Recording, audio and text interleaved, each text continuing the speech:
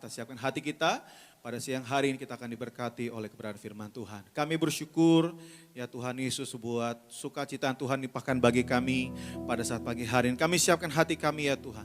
Untuk duduk diam, terima firman Tuhan, kami doa, beri kami hati seorang murid dan telinga seorang murid yang mau diajar, bahkan bertegur oleh setiap firman Tuhan pada saat siang hari ini. Berkati yang terkasih, Bapak Pendeta Gideon Simanjuntak, kami percaya firman yang disampaikan memberkati setiap jemaat Tuhan. Dimanapun kami berada, kami pasti diberkati. Karena kami percaya firman Tuhan tidak hanya terdiri perkataan, tetapi terdiri dari kuasa. Kami pasti diberkati Tuhan. Di dalam nama Tuhan Yesus kami berdoa. Haleluya. Amin. Kita berikan tepuk tangan yang luar biasa buat Tuhan Yesus. Haleluya. Puji nama Tuhan.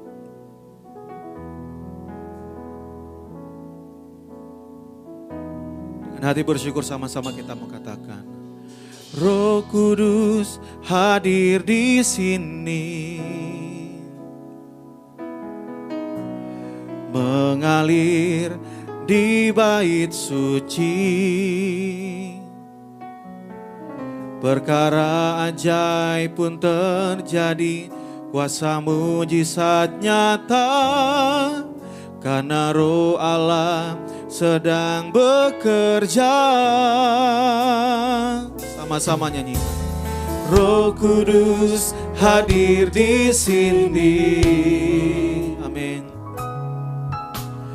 Mengalir di bait suci.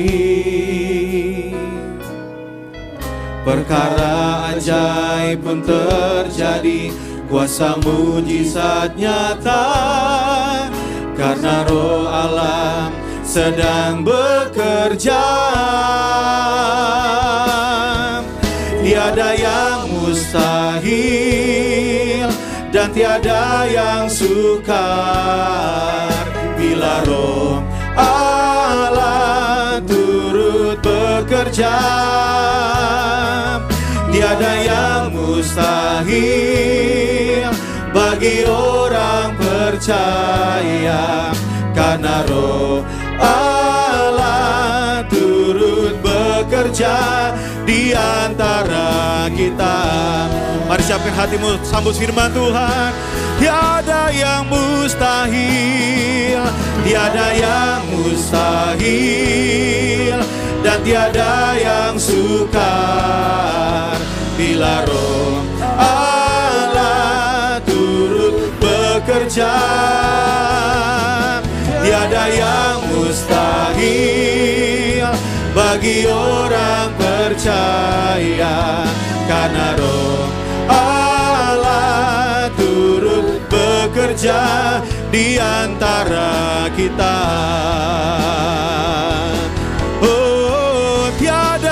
Mustahil, tiada yang mustahil, dan tiada yang sukar, bila Roh Allah turut bekerja. Katakan tiada yang mustahil. Mari sama-sama kita bangkit berdiri, saudara, sambut firman Tuhan. Katakan, karena Roh Allah turut bekerja di antara kita. Mari dengan senap hatimu sambut firman Tuhan. Katakan, tiada yang mustahil dan tiada yang sukar, bila Roh Allah turut bekerja. Tiada yang mustahil bagi orang percaya, karena Roh Allah turut bekerja di antara kita. Mari bersama-sama nyatakan, tiada yang mustahil, tiada yang mustahil, dan tiada yang sukar, bila Roh Allah turut bekerja, karena tiada yang mustahil. Amin. Bagi orang percaya,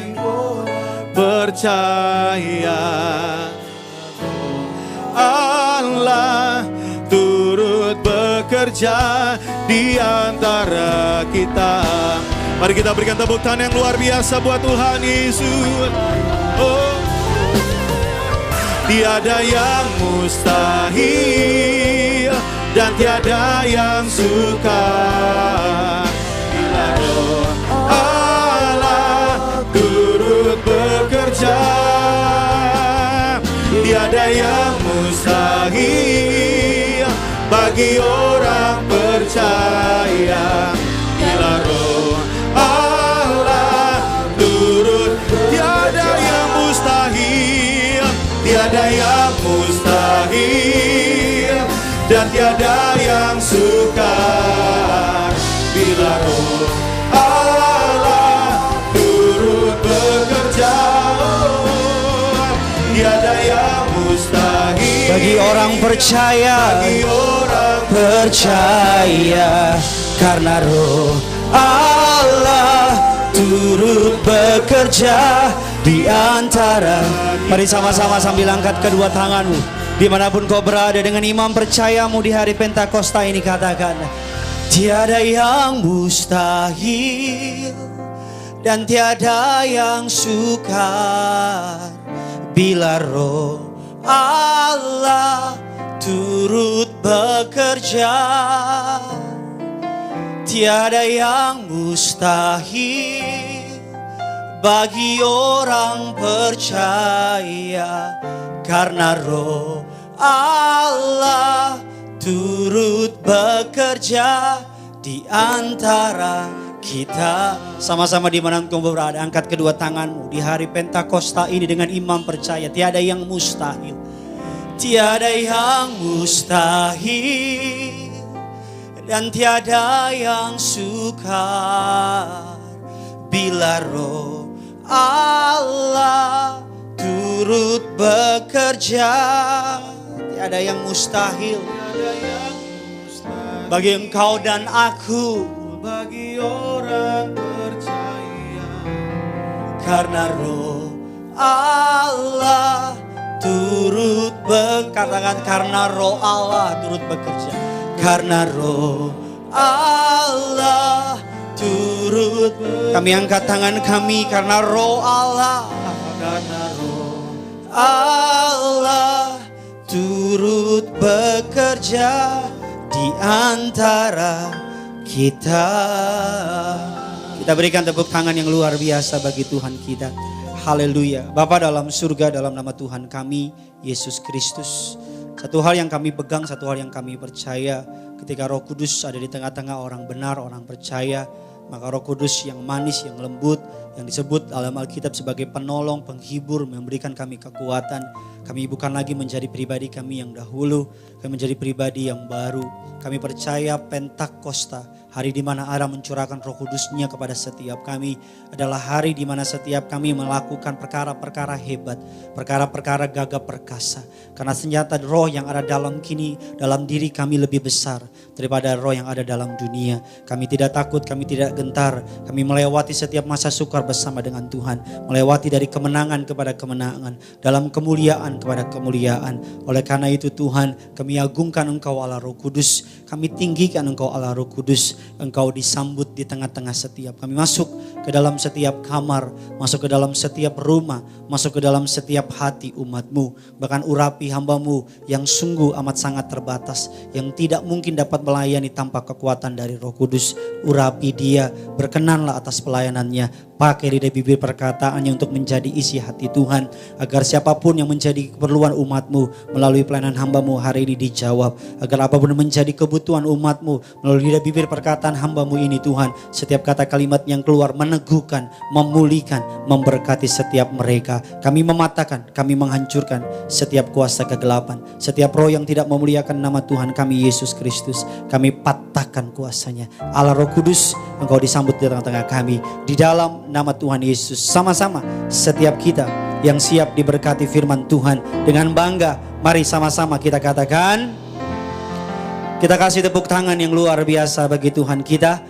Silakan duduk kembali saudara. Terimalah salam dari mimbar ini. Shalom Tiberias. Masih lebih besar suara saya. Shalom Tiberias. Apa kabar semuanya saudara? Saya boleh melihat tangan-tangan yang diberkati Tuhan, bisa lambaikan tangan saudara. Haleluya, boleh kasih tepuk tangan yang luar biasa bagi Tuhan kita. Kita akan sama-sama belajar kebenaran firman Tuhan pada siang hari ini. Tema khotbah saya adalah saudara, dipenuhi oleh Roh Kudus. Tema khotbahnya, dipenuhi oleh Roh Kudus. Ini adalah hari raya Pentakosta atau hari ke-50.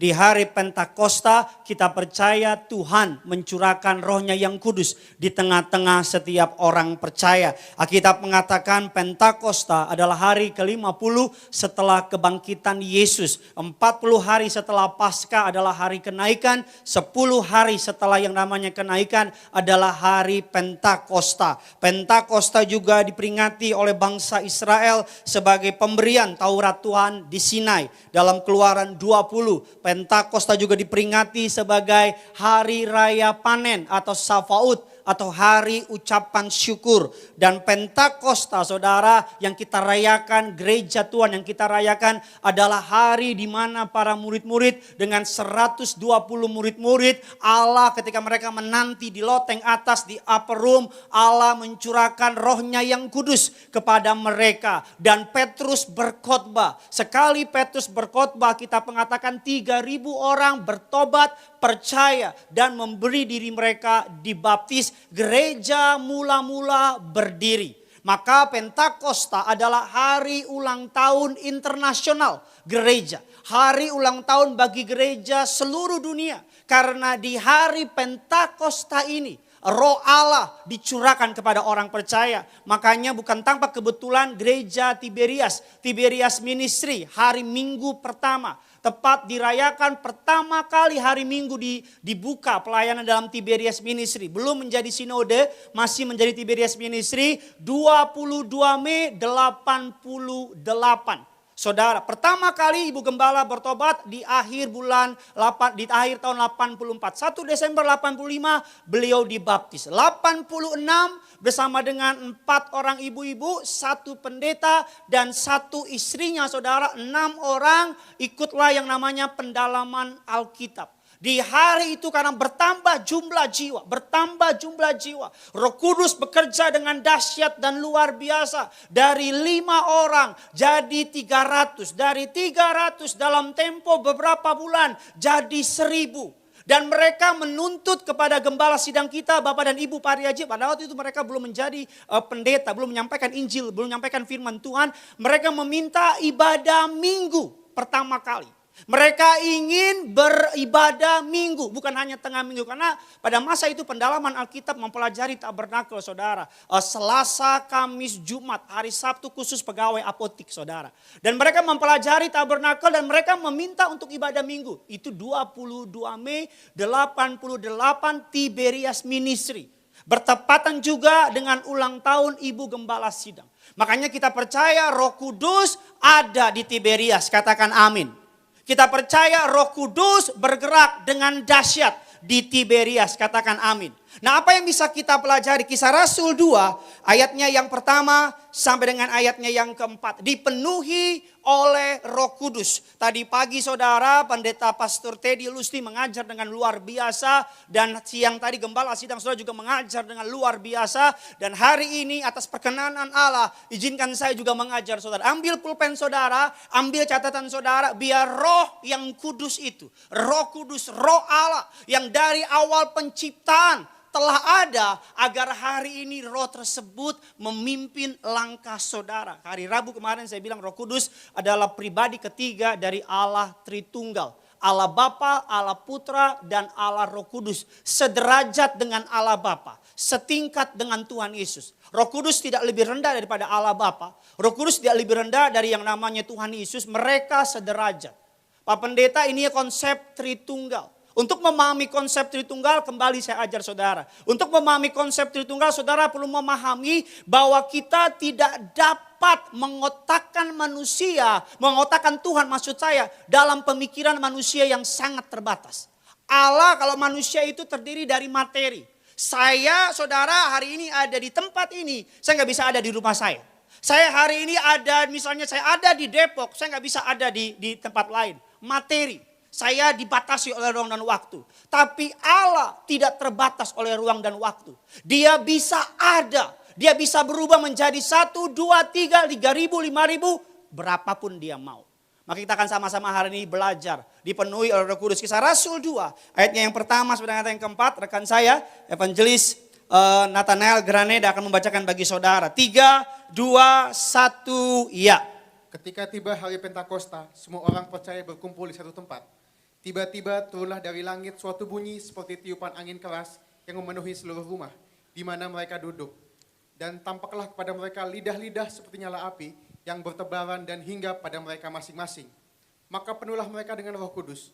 Lalu mereka mulai berkata-kata dalam bahasa-bahasa lain seperti yang diberikan oleh Roh itu kepada mereka untuk mengatakannya. Alkitab katakan demikian, tiba-tiba turunlah dari langit suatu bunyi seperti tiupan angin keras yang memenuhi seluruh rumah di mana mereka duduk. Kemarin saya berapa tahun yang lalu kalau saya nggak salah, pergi dengan Tiberias Travel, saudara, diperlihatkan upper room.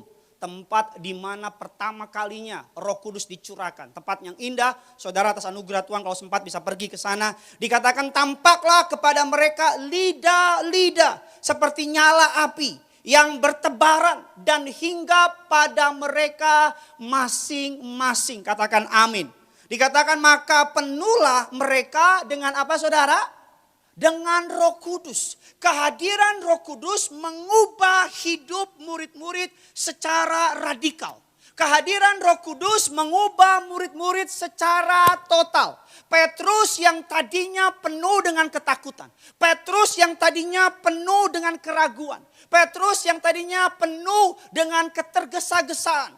Alkitab mengatakan Petrus orang yang menyangkal Yesus. Tapi ketika Roh Kudus dicurahkan kepada Petrus, Alkitab katakan apa? Sekali berkhotbah 3.000 orang diselamatkan, memberi diri dibaptis. Roh Kudus ketika hadir di tengah hidup orang percaya, saya percaya hidup orang tersebut akan berubah total. Katakan amin. Roh Kudus kalau hadir di tengah-tengah orang percaya, kalau gereja tersebut ada Roh Kudusnya, saya percaya gereja tersebut akan memenangkan banyak jiwa. Katakan amin. Kalau sebuah perusahaan ada orang-orang yang penuh dengan Roh Kudus, saya percaya sekalipun ekonomi lagi turun, tapi kalau orang tersebut di perusahaan itu penuh dengan orang-orang Roh Kudus, orang-orang yang penuh dengan Roh Kudus, maka perusahaan tersebut pasti akan naik. Katakan amin. Makanya Roh Kudus menjadi faktor pembeda. Ketika Yesus naik ke surga, tugasnya di bumi telah selesai. Memberitakan Injil, menyerahkan tubuhnya dan darahnya sebagai korban penebus dosa bagi umat manusia. Ketika dia naik ke surga, kita mengatakan aku mengutus kepadamu seorang penolong, Roh Kudus. Apa yang bisa kita pelajari ketika Roh Kudus memenuhi hidup orang percaya? Yang pertama saya pelajari, saya masuk dalam inti khotbah saya. Kehadiran Roh Kudus akan mengubah hidup kita secara total. Kehadiran Roh Kudus yang pertama akan melahirbarukan serta memperbarui kita. Hanya Roh Kudus yang dapat mengubah orang bertobat 100%. Katakan amin. Hanya Roh Kudus yang dapat membuat orang menjadi hancur hati. Merasa jijik sama dosanya. Merasa jijik sama perzinahan. Merasa jijik sama percabulan. Merasa jijik sama yang namanya berkata dusta dan sebagainya. Orang bisa pergi ke gereja. Orang bisa nyanyi lagu gereja. Tapi untuk membuat mereka menangis mendengar lagu gereja, itu pekerjaan Roh Kudus. Makanya saya mau bilang Roh Kudus bukan hanya ditandai dengan bahasa roh. Bahasa roh itu penting. Bahasa roh itu harus. Bahasa roh itu membangun iman orang, Alkitab katakan. Tapi kehadiran Roh Kudus tidak stop di bahasa roh. Ada banyak orang cuma mengejar karunia batinia. Karunia lahiriah maksud saya. Mereka hanya mengejar bisa bahasa roh. Tapi karakter mereka tidak berubah. Ciri orang yang dipenuhi Roh Kudus lahir baru kehidupannya. Katakan amin. Ciri orang yang hidupnya dipenuhi oleh Roh Kudus, kehidupannya tidak sama lagi sebelum dia lahir baru. Katakan amin. Saulus, Alkitab mengatakan tadinya pembenci orang Kristen. Saulus diberi surat tugas dari Yerusalem mengejar orang sampai ke Damsyik. untuk membunuh orang Kristen. Di tengah perjalanan Alkitab katakan apa? Saulus berjumpa dengan Tuhan kita Yesus Kristus. Saulus, Saulus, mengapa engkau menganiaya aku? Dan Paulus berkata apa? Saudara, Saulus namanya, dia berlutut, dia berkata, ya Tuhan, ya Allahku. Dari Saulus yang penuh kebencian berubah menjadi Paulus, Apostle of Love. Atau pemberita Injil kabar baik. Pemberita Injil cinta. Dari orang yang penuh kebencian. Ada seorang hamba Tuhan yang kemarin sempat ngetren. Namanya Sarifuddin Ibrahim. Saudara, dia latar belakang dari agama nenek moyang. Gak percaya sama Kristen. Bahkan benci sama orang Kristen. Tiap hari baca Alkitab untuk apa? Menelanjangi orang Kristen. Dengan perdebatan Alkitab, perdebatan dogma, perdebatan doktrin. Dalam kesaksiannya saudara, Sarifuddin Ibrahim tidak mau jadi orang Kristen. Bahkan benci sama orang Kristen. Anaknya yang pertama dikasih nama Saddam Hussein, bayangin. Anak yang kedua dikasih nama Muammar Gaddafi. Anak yang ketiga dikasih nama Alex Manjuntak, bukan. Anak yang ketiga dikasih nama, kalau saya nggak salah ya, Ayutthaya Khomeini, kalau saya nggak salah. Nah ketiga namanya anaknya dikasih. Suatu hari dia baca Alkitab. Dia baca, dijumpai oleh Tuhan. Dan dia tinggalin semua kejayaannya untuk ikut Tuhan. Masuk bolak-balik penjara, tapi tetap ikut Tuhan. Saya percaya yang membuat Sarifuddin Ibrahim terima Yesus. Bukan karena orang nginjilin dia. Tapi karena ada orang yang menginjil, Roh Kudus melembutkan hatinya, katakan amin. Ibu gembala sidang kita, Ibu Darniati Pariaji. Suatu hari dalam keadaan lumpuh, kakinya bengkak. Kiri kanan kakinya bengkak. Sering mengalami vertigo, suka pingsan tiba-tiba. Gak tahu dari mana, dokter berbagai macam dokter cek. Gak ada apa-apa, baik-baik aja. Ibu gembala penganut agama nenek moyang yang taat. Kitab nenek moyangnya sudah dia pelajari. Setiap hari mengikuti kepercayaan nenek moyang. Suatu hari nganter anaknya ke sekolah. Pulang dari sekolah, karena anaknya masih sekolah, dia keluar dari sekolah, lihat ada sebuah gereja. Ada sesuatu di hatinya yang memerintahkan Ibu Eti untuk masuk ke gereja. Walaupun takut, walaupun khawatir, tapi yang di dalam itu kuat. Memerintahkan Ibu Eti masuk ke gereja. Walaupun banyak pemikiran, kan Tuhannya orang Kristen itu manusia dan sebagainya. Masuk ke dalam gereja, duduk di bangku gereja, merasakan shalom. Damai sejahtera yang tidak pernah dirasakan. Berapa waktu yang lalu ada orang dari agama seberang nonton live streaming gereja Tiberias Indonesia. Siapa yang ngasih? Lihat temannya upload di Instagram. Live streaming gereja Tiberias Indonesia. Tadinya memandang remeh kepada kekristenan. Nonton live streaming, dia lihat baru satu lagu, dengar lagu gereja. Air mata sama ingus susah dibedain. Nangis kejer. Lagu kedua nangis kejer. Lagu ketiga tambah nangis, dengar firman. Terima Yesus. Di Surabaya, kalau saya dusta, Tuhan hukum saya, ini kebenaran. Di Surabaya ada kakek nenek. Saudara, anaknya jadi Kristen, dimaki-maki sama dia, diinjak dan segala macam. Suatu hari saudara, tanpa sadar, tanpa ada niat, anaknya lagi sembunyi-sembunyi nonton live streaming Tiberias. Kalau nonton sudah bisa bersaksi orangnya. Lagi nonton live streaming Tiberias, anaknya lagi keluar, karena udah nonton ibadah yang pertama lagi keluar. Kakek neneknya keluar dari kamar, nonton live streaming, langsung berlutut. Terima Yesus. Tangan kayak apa gitu. Hanya Roh Kudus yang dapat menobatkan. Apa dasar firmannya? Kita lihat firman 1 Korintus 12. Ayatnya yang ketiga, silakan. Karena itu aku mau meyakinkan kamu bahwa tidak ada seorang pun yang berkata-kata oleh Roh Allah dapat berkata, terkutuklah Yesus. Dan tidak ada seorang pun yang dapat mengaku Yesus adalah Tuhan selain oleh Roh Kudus. Ibu Gembala sedang masuk ke gereja. Dan minggu depan datang lagi ke gereja. Tiap hari datang ke gereja. Tanpa disadari, kakinya yang bengkak hilang. Bukan kakinya hilang, maksudnya bengkaknya hilang. Kakinya hilang serem. Kaki yang bengkak hilang, saya selalu bilang sama saudara. Cari Tuhan dulu. Bertobat dulu. Berkat pasti ngikut kok. Ibu gembala masuk ke gereja bukan supaya sembuh, enggak. Masuk aja. Nggak tahu gimana ada kerinduan masuk ke gereja. Jadi ketika mulai masuk ke gereja, dengar firman, masuk ke dalam penyembahan yang benar, dengan sendirinya apa? Bengkaknya sembuh. Dengan sendirinya apa? Ada sukacita, nggak pernah migrain lagi. Kalau engkau hari ini suka migrain karena utangmu banyak gitu, karena tabungan mulai habis, saya mau bilang mungkin engkau udah nggak cari Tuhan. Tapi Pak, saya Kristen Pak, tiap minggu suka live streaming. Banyak orang kok nonton live streaming, badannya di rumah, matanya lihat streaming, tapi bolak-balik lihat HP. Lihat online shop, Tokopedia, Shopee. Wah apa nih? Duta bakmi, mantap. Mie hoki, mantap. Pilis marsedap, wih mantap.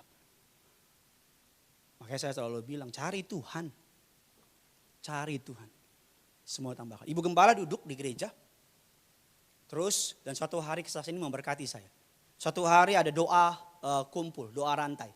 Doa rantai itu misalnya ibu-ibu ini doa buat bangsa, ibu ini doa buat negara, ini doa buat ekonomi, segala macam doa. Dan Ibu Gembala waktu itu belum ada orang yang tahu bahwa Ibu Gembala sudah pelan-pelan ikut Kristen, ikut Kristus.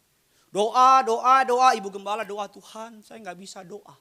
Ibu Gembala pada masa itu bisa nyebut nama Tuhan, bisa nyebut nama Yesus. Tapi digabung nggak bisa, Tuhan Yesus nggak bisa. Cuma bisa bilang Tuhan, cuma bisa bilang Yesus. Karena masih di hatinya masih nolak. Masa sih manusia jadi Tuhan? Masa sih? Saya mau bilang bukan manusia. Kalau ada orang bilang orang Kristen tuh manusia dituhankan, salah. Itu salah. Yang benar Tuhan jadi manusia. Itu yang benar. Jangan dibalik. Jangan saudara, oh gitu ya. Bukan, kita nggak pernah mentuhankan manusia. Nggak ada. Makanya baca Alkitabmu. Kalau orang bilang orang Kristen tuh manusia jadi Tuhan. Ngaco. Bukan itu. Bilang sama dia. Tuhan jadi manusia. Tuhan jadi manusia bisa nggak? Ya bisa lah. Masa nggak bisa? Tuhan jadi apa? Jadi gunung bisa nggak? Bisa, dia Tuhan. Dia mau jadi apa juga terserah. Mau jadi apa? BTS. Bontot Tanah Kasih Manjuntak bisa. Mau jadi apa? Blackpink. Hicu tru. Ahai. Bisa. Jadi kalau ada orang bilang orang Kristen tuh manusia jadi Tuhan. Itu salah. Tuhan jadi manusia. Lo kok mau? Lo karena Tuhan sayang sama saya. Tuhan gak kirim nabinya. Tuhan gak sekedar kirim utusannya. Dia sendiri. Himself. Saya mau bilang ya. Jadi Kristen tuh enak banget. Enak banget. Kenapa saya bilang enak banget? Kita yang buat dosa. Kita yang bersalah. Dia yang tebus datang ke dunia. Mati buat kita. Udah itu dia bangkit untuk apa? Agar imanmu tidak dikecewakan. Udah bukan hanya bangkit. Dia menyatakan diri kepada banyak orang. Agar apa? Agar orang percaya dia benar-benar mengalahkan maut. Bukan hanya dia bangkit mengalahkan maut. Dia naik ke surga. Buat apa? Duduk di sebelah kanan Allah Bapa jadi pembela buat kamu. Bukan hanya jadi pembela. Ketika dia jadi pembela. Dia kirim Roh Kudus. Untuk apa? Untuk menolong kamu. Jadi Kristen itu enak. Dari awal engkau percaya pada Yesus sampai ending. Tuhan gak pernah tinggalkan engkau. Tuhan senantiasa sertai engkau. Amin. Jadi Ibu Gembala doa. Ibu Gembala doa. Ketika orang lain mulai doa. Dan ketika giliran Ibu Gembala. Kesaksian Ibu Gembala diem. Dengan harapan kalau dia diem. Yang kirinya akan lanjutin doa. Semakin Ibu Gembala diem. Semakin yang lain diem. Ketika Ibu Gembala diem, yang lain diem, Ibu Gembala langsung nangis. Nangis kenapa? Cuma bilang, saya gak bisa doa seperti ibu-ibu ini. Aku ini bukan orang Kristen. Ibu-ibu yang lain langsung bangkit, tumpang tangan sama Ibu Gembala. Tumpang tangan sama Ibu Gembala, ketika tumpang tangan dalam nama Tuhan Yesus, langsung Ibu Gembala di belakang sudah ada yang lompat. Tangannya mengalir air demikian banyak. Dan langsung teriak, Tuhan Yesus. Langsung begitu. Tuhan Yesus, selamatkan Mas Pariaji. Selamatkan, sebut nama anak satu-satu. Pakai mereka jadi alatmu yang tangguh. Bagi nama Tuhan. Hanya Roh Kudus. Mama saya latar belakangnya bukan juga orang Kristen. Mama saya, papa, kakek saya. Punya latar belakang, punya sekolah agama. Mama saya dulu guru agama. Mama saya hafal kitab nenek moyangnya. Mama saya ketemu dengan papa saya, kepercayaan masing-masing. Mama saya setiap hari baca Alkitab. Papa saya pulang. Terjadilah perdebatan teologi antara suami dan istri. Debat terus. Suatu ketika mama saya baca perjanjian baru. Baca perjanjian baru, baca kisah tentang Yesus. Mama saya jatuh cinta sama Yesus. Suatu hari Minggu, mama saya udah siap, papa saya lagi siap mau ke gereja, mama saya udah siap pakai baju rapi, papa saya tanya, mau kemana? Mau ke gereja, papa saya udah ketakutan. Mau ngapain mah? Tolong jangan ajak debat pendeta katanya. Mama saya bilang, enggak apa. Mama mau ikut Yesus. Resikonya apa ikut Yesus? Ditolak sama keluarga mama saya. Resikonya apa? Dicoret dari daftar keluarga. Resikonya apa? Warisan mama saya betul anak tertua. Warisan tanah uangnya nggak dapat.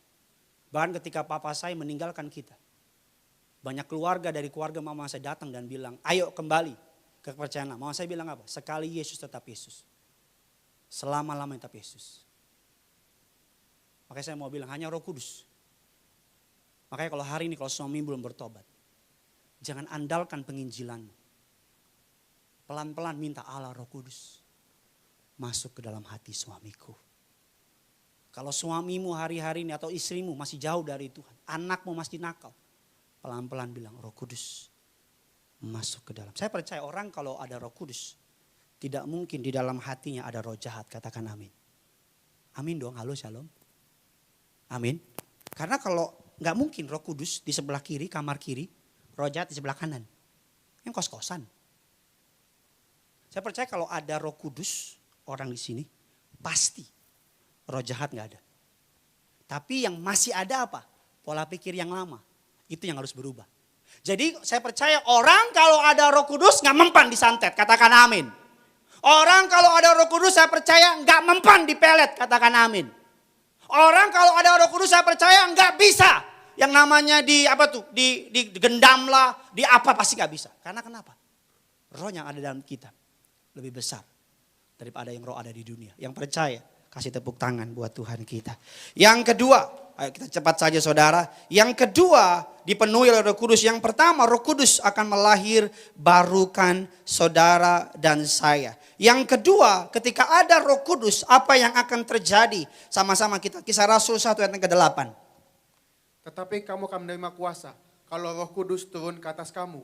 Dan kamu akan menjadi saksiku di Yerusalem. Dan di seluruh Yudea dan Samaria dan sampai ke ujung bumi. Tetapi kamu akan menerima kuasa, dunamis, power, authority. Tuhan akan memberi saudara dan saya. Maka saya mau bilang jadi Kristen tuh enak. Dari awal, pertengahan sampai kesudahannya dia sertai saudara. Dia nggak pernah makanya jangan lagi ada anak Tuhan bilang gini, sepi, sendirian, nggak ada yang peduli sama aku. Artinya nggak ngerti firman.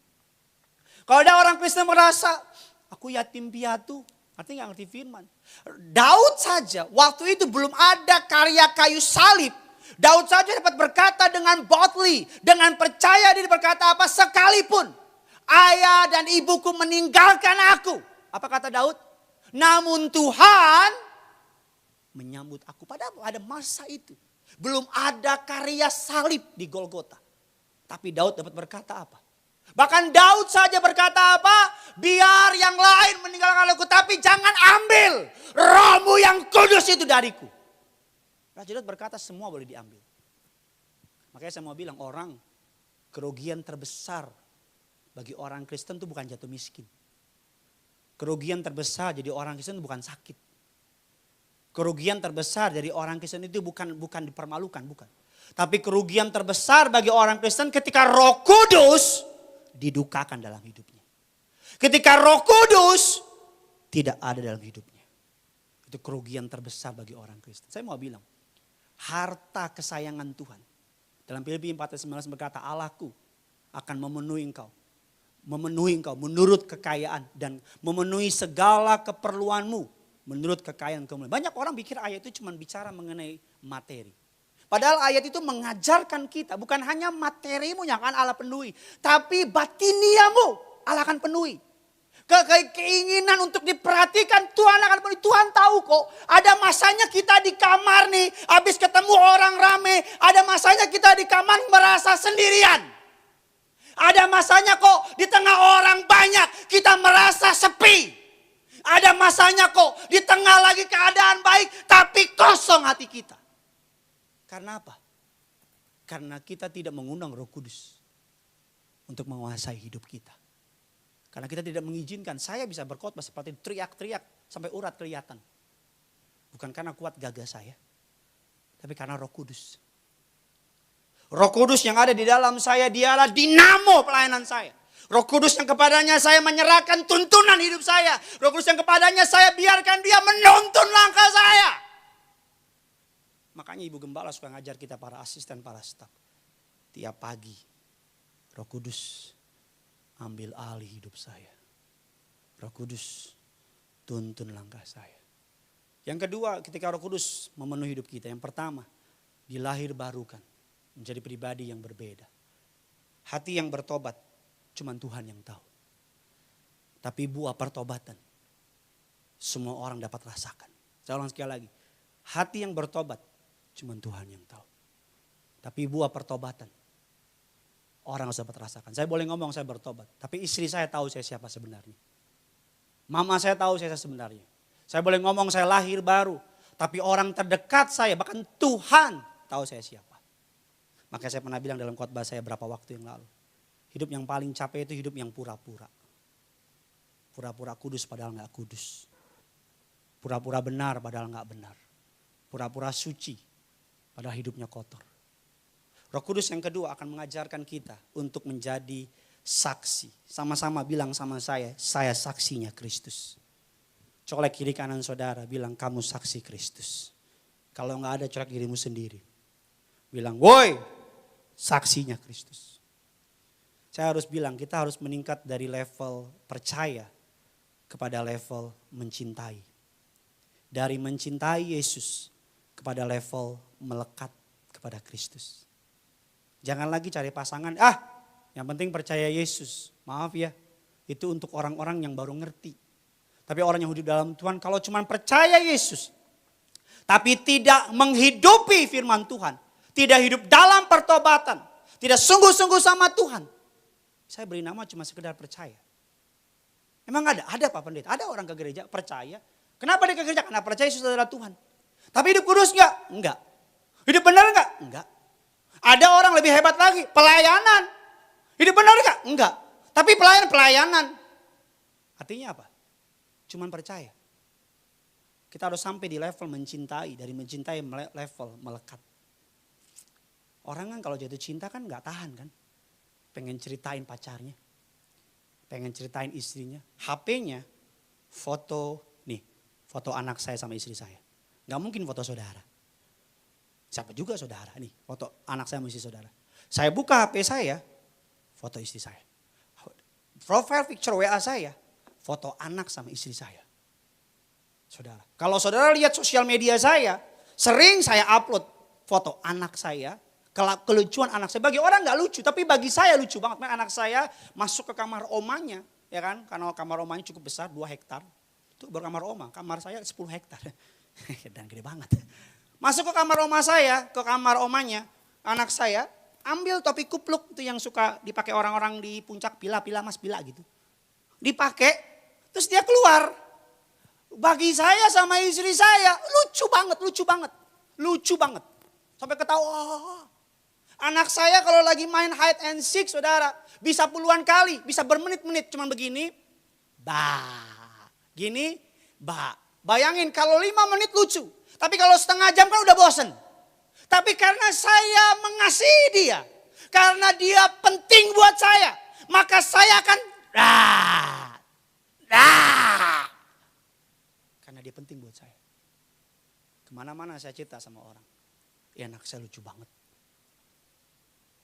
Kemana-mana saya bangga sama istri saya.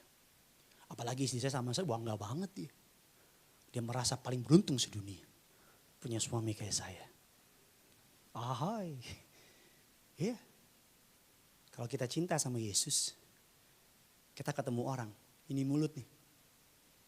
Gak bisa enggak. Ceritain sama Yesus. Ketemu orang. Gak bisa enggak. Kita pasti ngomong. Lu rugi banget kalau gak denger. Denger apa? Aduh. Kenapa aduh? Yesus tuh keren banget. Siapa Yesus? Waduh, lo kenal deh. Di mana? Ada di mana dia? Ntar gue ajak ke Tiberias. Ada Yesus di sana. Kemana-mana kita ketemu orang, pasti akan kita ceritakan Yesus. Lukas 4, ayatnya yang ke-18-19. Yaitu tentang Yesus dari Nazaret. Demikian firman Tuhan, Roh Tuhan ada padaku, oleh sebab ia telah mengurapi aku untuk menyampaikan kabar baik kepada orang-orang miskin, dan ia telah mengutus aku untuk memberitakan pembebasan kepada orang-orang tawanan dan penglihatan bagi orang-orang buta, untuk membebaskan orang-orang yang tertindas, untuk memberitakan tahun rahmat Tuhan telah datang. Amin. Saya maafkan kamu ya, karena lagi lebaran gak apa-apa saudara. Teman baik saya, ikut saya dari saya masih bayi. Siapa dia? Roh Kudus. Roh Tuhan ada padaku, oleh sebab ia telah mengurapi aku untuk menyampaikan kabar baik kepada orang-orang miskin. Dan ia telah apa? Mengutus aku. Ayat yang ke-19, dimanapun kau berada, dengan teman saya sama-sama kita baca 3, 2, 1, iya. Untuk memberitakan pembebasan kepada orang-orang tawanan dan penglihatan bagi orang-orang buta, untuk membebaskan orang-orang yang tertindas, untuk memberitakan tahun rahmat Tuhan telah datang. Tahukah saudara, salah satu alasan kenapa gereja Tiberias dipakai Tuhan dahsyat dan luar biasa, karena terletak kepada visi misi yang gembala sidang pelajari, yang gembala sidang dipercayakan Tuhan, mempersiapkan jemaat yang kudus, misionaris. Saya pernah pergi ke sebuah restoran. Saya nggak kenal siapa yang punya restoran, tapi sampai di meja kasir, buletin Tiberias ada banyak di situ. Saya pernah pergi ke rumah sakit. Saya jenguk saudara saya. Datang ke rumah sakit, tapi di rumah sakit di sebelah kanan saya lihat ada minyak urapan, saya lihat ada perjamuan kudus. Saya tanya, memang kamu Tiberias? Bukan. Kok bisa ada? Ada tadi orang datang masuk ke rumah sakit tiap hari, nginjilin, kasih perjamuan, kasih minyak urapan. Saya pernah pergi ke rumah sakit. Ada orang mau dioperasi. Untuk dioperasi. Dokternya bilang apa? Sebelum dioperasi dia kasih buletin Tiberias. Nih buletin Tiberias, kamu datang dulu. Temui pendeta Pariaji. Ini dipakai Tuhan luar biasa. Kalau kamu temui dia dengan iman percaya kepada Yesus, ada mukjizat. Dan betul loh. Tiap kali ada orang mau dioperasi, sampai itu dokter dimarahin sama rumah sakit. Karena kenapa? Orang udah deal mau operasi, datang ke Tiberias. Didoakan dengan iman percaya dengan kuasa kuasa perjamuan kudus dan minyak urapan. Ketika dicek lagi kankernya hilang. Sampai itu dokter bilang, Pak jangan dong. Kan lumayan. Ada banyak orang mau dioperasi. Bukan jemaat Tiberias. Atau bahkan mungkin kau yang menonton hari ini. Engkau ke Tiberias bukan karena Tuhan pakai orang lain untuk ajak engkau ke Tiberias. Karena apa? Jemaatnya militan. Bagi gereja Tiberias Indonesia, bagi gembala sidang Bapak dan Ibu Pariaji. Bagi mereka konsep layanan, tujuan gereja didirikan. Kenapa Bapak Pariaji terus ngotot buka cabang. Kenapa setiap kali cabang dibuka sesinya gak pernah dikit. Sesinya selalu 5, 6. Karena bagi beliau jiwa. Kenapa kami bikin live streaming seperti ini? Gedung gereja boleh ditutup, tapi gereja sejati tidak akan pernah bisa ditutup oleh apapun. Agar penginjilan terus dijalankan. Pak Pariaji sama Ibu Gembala, sama anak-anaknya. Awal berdirikan gereja Tiberias selalu pergi. Beli kitab Injil, 500.000 kitab Injil. Dibagikan ke orang-orang. Bahkan di Surabaya, Pak Pariaji saksinya sangat indah. Di sebuah daerah gedung yang sekarang berdiri gedung Geraha SA. Pak Pariaji lagi cari Ibu Darniati. Ibu Darniati gak ketemu, Pak Pariaji nginjil. Beritain soal Yesus. Ketika lagi beritain soal Yesus, orang-orang di Surabaya di pasar itu marah. Ambil batu, para pesilat di Surabaya ambil batu, timpukin Pak Pariaji. Pak Pariaji cuma berlutut, dia bilang, Tuhan saya siap mati hari. Tapi setiap tetes nyawa saya, selamatkan jiwa. Apa yang terjadi? Setiap batu yang ditimpuk, tidak satu pun kena kepada Pak Pariaji. Di tempat itulah Geraha Esa, Tiberias Surabaya, Jemaat Surabaya, kabar baik. Geraha Esa, Tiberias Surabaya, berapa puluh tahun yang lalu gembala saudara saya berlutut di situ. Hendak menyerahkan nyawanya. Apa yang mau saya bilang sama saudara? Makanya selalu saya mau bilang, ayo. Di pandemi ini, Mulailah. Nggak usah pikir dirimu sendiri. Angkat telepon, cek orang lain. Apa kabar? Kamu sehat nggak? Oh baik-baik ya. Iseng-iseng ambil HP, catat khotbah, kirim ke teman-teman. Papa Riaji setiap kali buletin, dulu ya, tumpang tangan buletin doa. Setiap yang baca buletin, nyelamatin 1 jiwa. Buat orang bertobat. Karena nanti Tuhan gak akan tanya berapa banyak uang dalam tabunganmu. Tuhan akan tanya, seberapa jiwa kau bawa ke surga.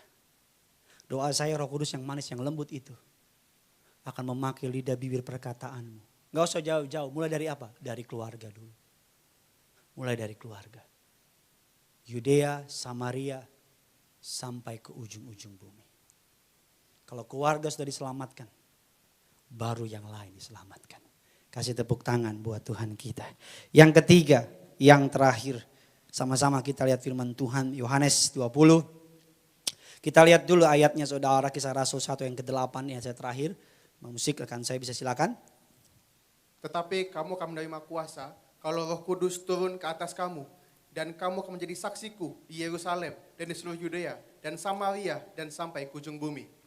Ketika Roh Kudus dipenuhi, memenuhi hidup orang percaya, yang pertama Roh Kudus akan mengelahirbarukan orang tersebut. Roh Kudus akan mengubah kehidupan orang tersebut. Saya adalah karya dari Roh Kudus. Kami yang di mimbar ini semua adalah karya dari Roh Kudus. Saudara yang nonton ini adalah karya dari Roh Kudus.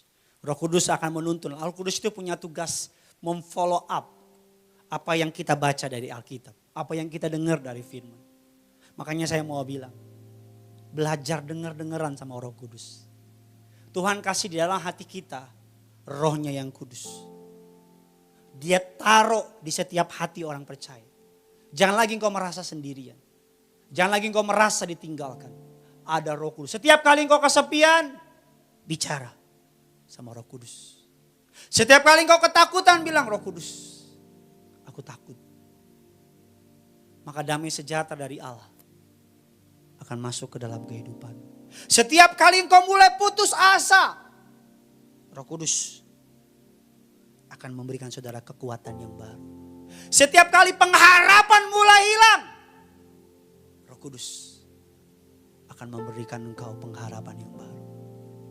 Yang ketiga, orang yang dipenuhi Roh Kudus akan diberi kuasa. Sama-sama bilang sama saya, kuasa. Saudara, sebenarnya masa pandemi ini adalah masa di mana kita melihat, adakah kita berapa bulan, berapa tahun yang lalu sungguh-sungguh dengar firman.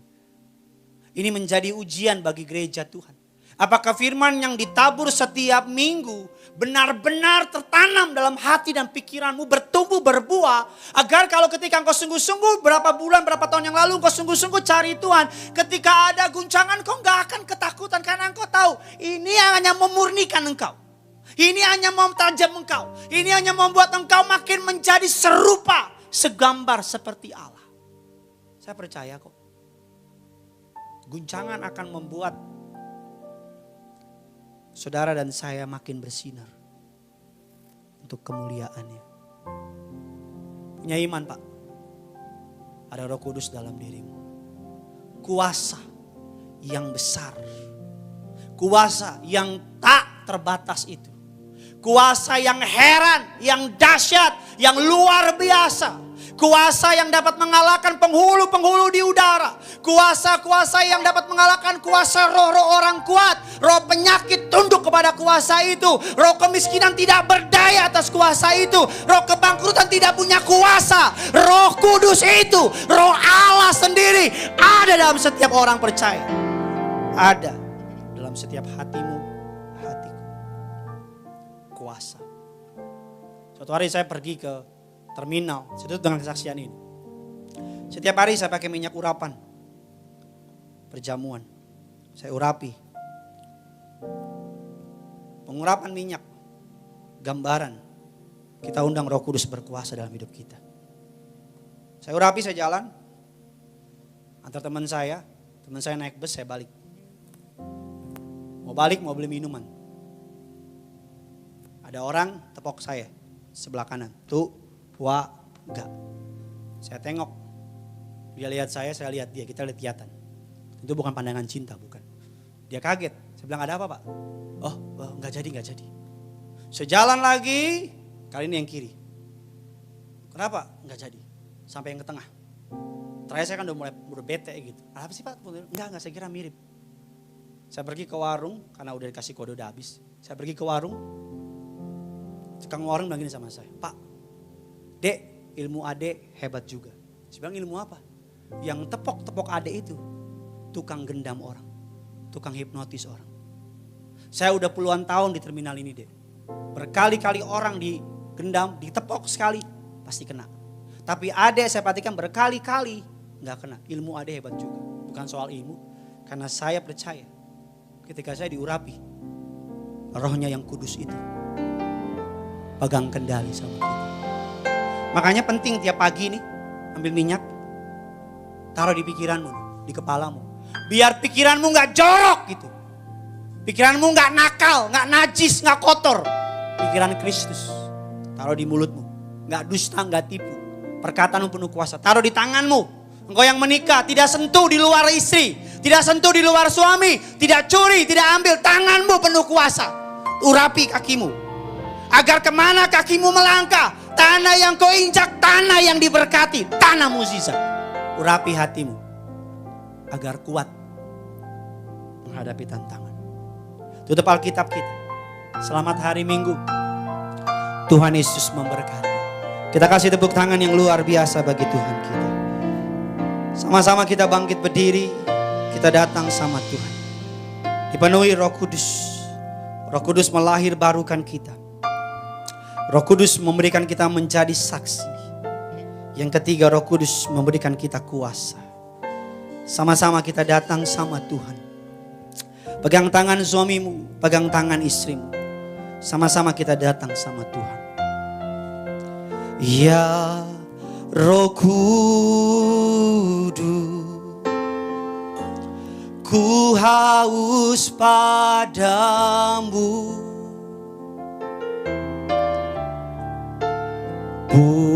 Puaskan sekarang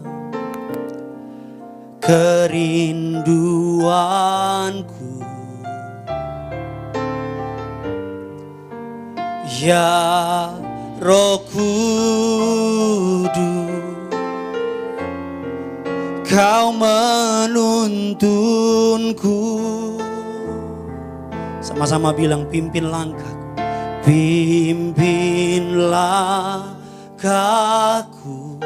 Ku taat selalu, ku taat selalu. Sama-sama angkat kedua tangan dengan iman percaya di Pentakosta ini. Nyatakan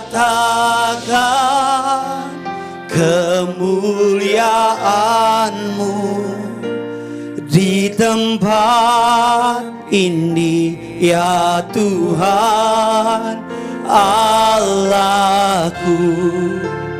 Beriku belas kasihan-Mu. Kami minta di Pentakosta ini bangkitkan Roh-Mu di dalamku. Nyatakan kuasa nama-Mu. Yesuslah Tuhan. Sambil angkat tanganmu katakan, Yesuslah Tuhan. Yesuslah Tuhan. Katakan, Yesuslah Tuhan. Yesuslah Tuhan bagi semua bangsa. Bersama-sama kita berikan tepuk tangan buat Tuhan kita. Ya Roh Kudus, dari hatimu katakan, ku haus padamu. Katakan, dari mana engkau berada, puaskan sekarang. Puaskan sekarang kerinduanku. Sambil angkat tanganmu dua-dua, katakan, ya Roh Kudus, Kau menuntunku. Ya Roh Kudus, tuntun langkahku. Kau menuntunku. Dengan iman percaya, pimpin langkahku. Pimpinlah kami umat-Mu, kami taat padamu. Mari sama-sama katakan nyatakan kemuliaan-Mu Tuhan. Nyatakan kemuliaan-Mu di tempat ini ya Tuhan.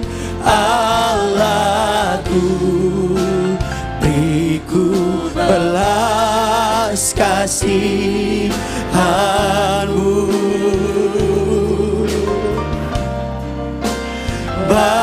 Bangkitkan Roh-Mu di dalamku, nyatakan kuasa nama-Mu.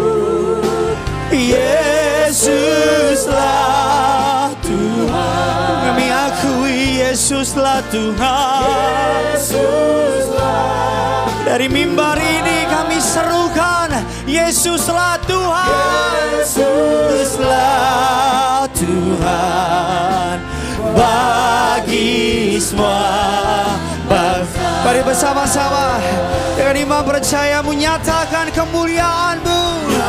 Nyatakan kemuliaan-Mu di tempat ini ya Tuhan.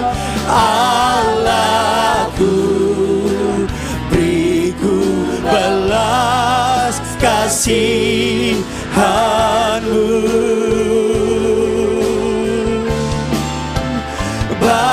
Bangkitkan Roh-Mu di dalamku, nyatakan kuasa nama-Mu.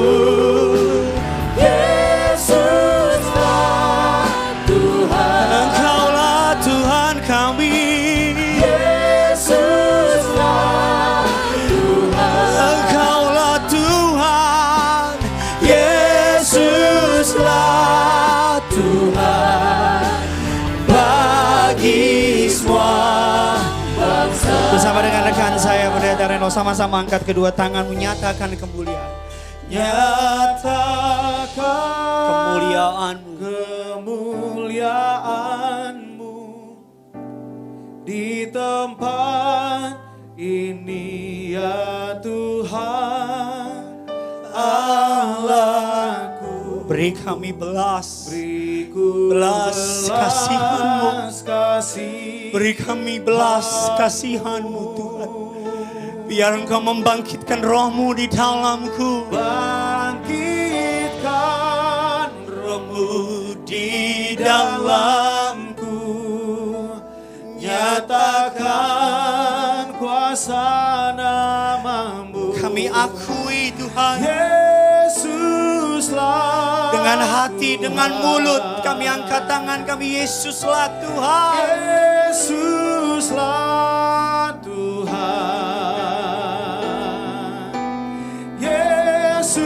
Yesuslah Tuhan bagi semua bangsa.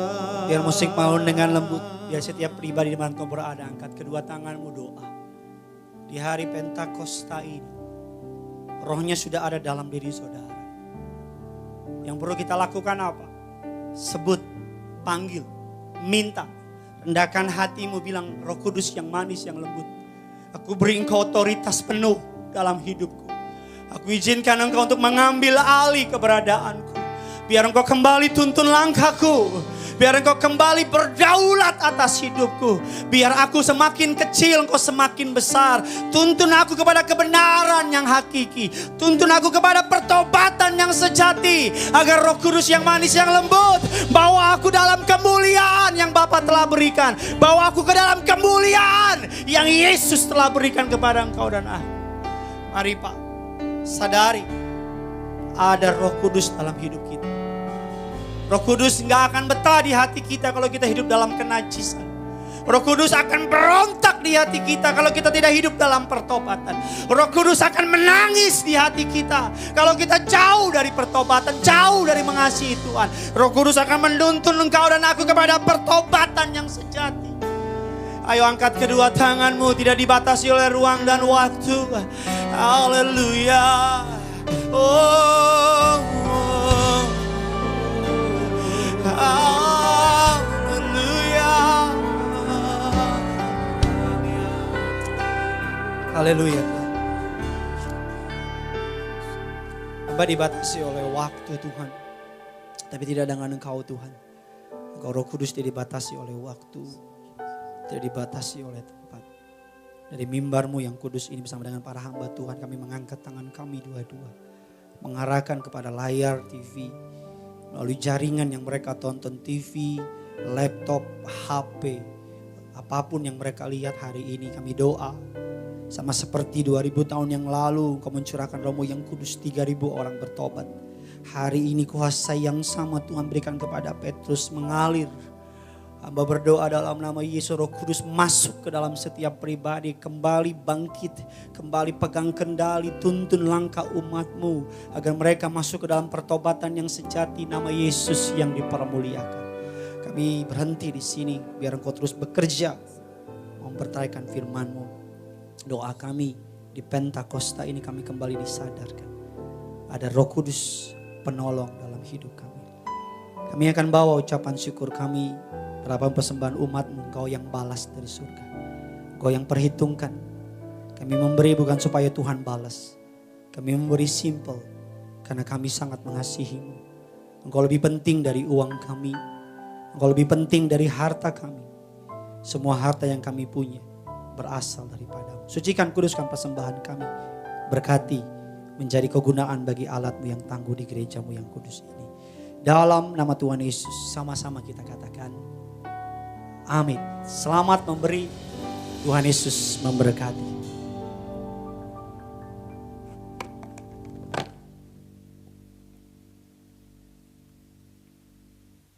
Terpuji nama Tuhan, kita sudah diberkati oleh kebenaran firman Tuhan pada siang hari ini saudara sekalian.